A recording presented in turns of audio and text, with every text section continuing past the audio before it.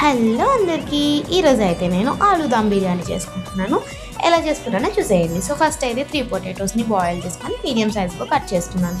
అందులోకి జీలకర్ర, ఉప్పు, కారం, పసుపు, గరం మసాలా, పచ్చిమిర్చి, కరివేపాకు, కొత్తిమీర, అల్లం వెల్లుల్లి పేస్ట్, పెరుగు వేసి మ్యారినేట్ చేసి పక్కన పెట్టుకున్నాను.